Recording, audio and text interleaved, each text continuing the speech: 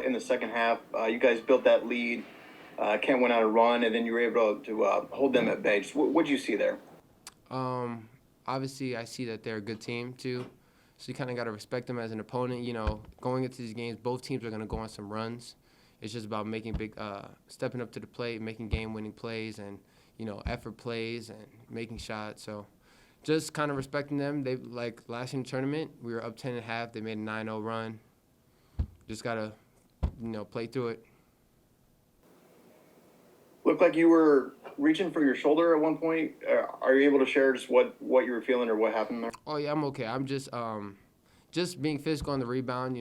They're physical, I'm physical. We're just tussling a little bit. Moving forward, is there anything specific or anything that stands out that you would just take away from this game? And you know that you guys are going to have to go back to Ken, and there will be another big game. Is there anything that you kind of take away moving forward? Just in this game, and you come and this game and going to the next one.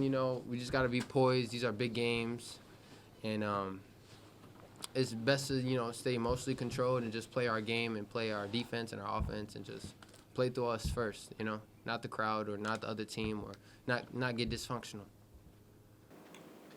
Brian Trendon's joined us as well, so if you want to ask a question of him, go ahead. Hey, you guys were able to seemingly hold Ken at bay all day, all night. Felt like you guys were up 4, 5, 6 the entire first half, and you were able to extend that. Just what kind of seemed like there was a relatively consistent performance there. Just what, I guess, was your kind of takeaway in that regard and being able to kind of hold them off a little bit? Well, I thought we did a great job winning the huddles every time out. We talk about winning 4-minute wars. I thought we didn't get ahead of ourselves in that. And so I thought we just played it 4 minutes at a time and took control of that. And last thing, just when you're going into a rivalry game like this, especially with everything that happened last year, what's kind of the message or, I guess, the mindset that you want to take into this game? I would just say attack. We're not here to defend anything. I think that's a huge point that Coach emphasized to us at the beginning of the season, is that we're not here to defend another title. We're here to attack for another one. And so I thought we did a great job of doing that tonight as well. Yeah, first, I could spend the entire post-game press conference talking about the crowd.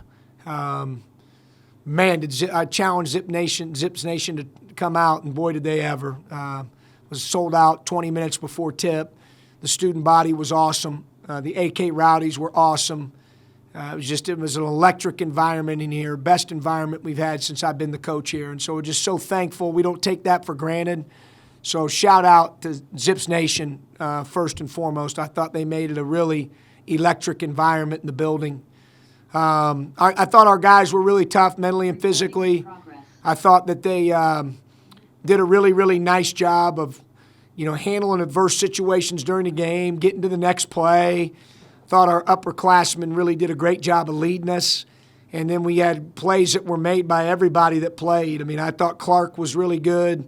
Thought Tavari played well. Thought Nate played well. Thought we got good minutes from Hunter. We needed every single one of them to play well in a game like that. I've got great respect for Kent. Terrific opponent, great team, very well coached, really good players, competitive guys. And so, we knew we were going to have to play really, really well, to beat them. I got obviously great respect for them. Questions? The guys were just talking about your message this season in terms of wanting to attack, that you guys aren't necessarily defending anything, that you want to be kind of on the offensive this season. Can you just kind of take us through, I guess, that mindset? Yeah, I think what happens sometimes, and people talk a lot about it in reference to home court, hey, we're going to protect. We don't protect anything. You've got to attack and be aggressive in this league. If you're on your heels trying to protect or be reactive, you're going to get your butt kicked most nights. So give them credit. They bought into that, and they bought into the don't skip steps. We don't want to skip steps. Every day is important. Practice is important. Preparation's important. And so our leadership with Freeman and Tribble and Hankerson and Castaneda, those guys are so experienced. And they've been able to relay that message even when we're not around. and you can just tell it reverberates through the entire team. So give them credit, in particular our leadership, and then our guys, our young guys, for buying in. Obviously it starts with the guys that are in that locker room, and those guys are they're very coachable. They're really a great group to work with. In the second half, you guys opened up a pretty sizable lead, and then Kent goes on that run. What did you see during that stretch when they did cut it down, and then you guys were able to still kind of hold them at bay? Well, I thought the ball got a little sticky offensively. We weren't quite as in quite a rhythm like we were in the first half, and then they made some plays. I thought they put their head down and drove the ball, got to the rim, got in the paint, forced the issue a little bit. Were very aggressive when they made that run, and then we came up empty on some possessions offensively.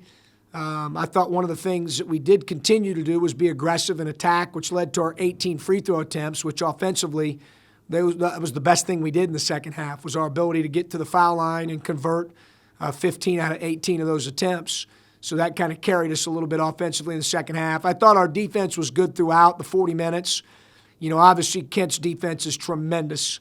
Number one in the league in overall games, and we were number one in the league in league games only coming into the game. So I thought scoring would be at a premium, quite frankly. I thought both teams would, defenses would show up tonight, and they did. Fortunately for us, we made some shots in the first half, and then the second half we were able to convert some free throws.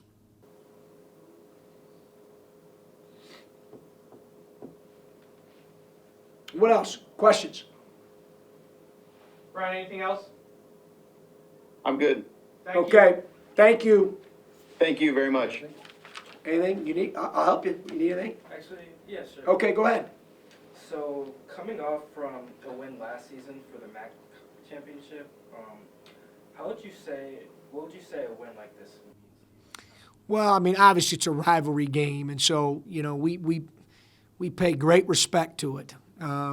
Partly, you can't have a rivalry unless the team you're playing is really, really good, and they've won, believe me, they've won more than their fair share too now. I mean, they're good. So, from that standpoint, I'm happy for the guys. But the reality of it is it's game 10 in the conference schedule.